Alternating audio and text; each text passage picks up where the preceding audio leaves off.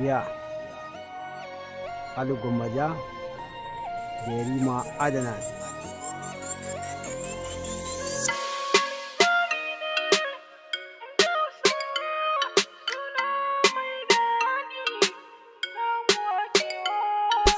Mata Maryam na tabbata ba mummuna, da an ce Maryam ka leko za ka ganta kyakkyawa. A suna Maryam na tabbata ba mummuna, da an ce Maryam ka leko za ka ganta kyakkyawa ce. Ko fara ko baka ko kuma wankan tarwada, inda sunanta Maryama za ta yi far'a 'yan uwa. Ko da bakin fiska akwai ta da kyawun zuciya, ka tafiya mai tsafta gare ta ba ta da damuwa. Sunar sunanta Maryam za ku ga ta iya kwalliya, ga hankali gun Maryam ko da ba ta dariya. Suna ne mai daraja, Maryama ba ta fariya. Mai suna Maryama za ku ga ta iya kwalliya, dan haka ni ma na raya zan je nemo Maryama. Mata Maryam na tabbata ba mummuna, da an ce Maryam ka leko za ka ganta kyakkyawa.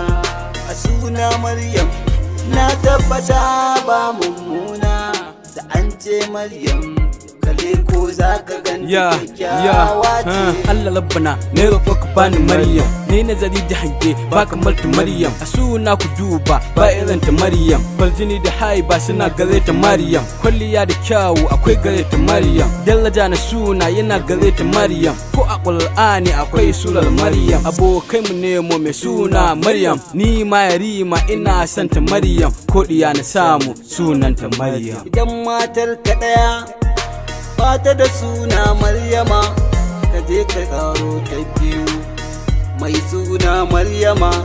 In matar ka biyu cikin su baka da Maryama, ka nemo musu ta uku mai suna Maryama.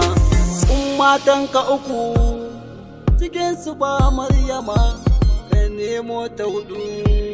Purchase your tracks today. In matan ka hudu cikin su baka da Maryama, in ka haifo ɗiya ka sa mata Maryama.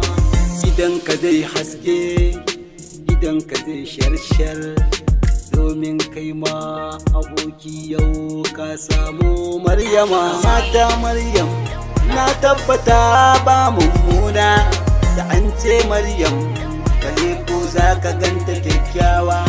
A suna Maryam na tabbata ba mu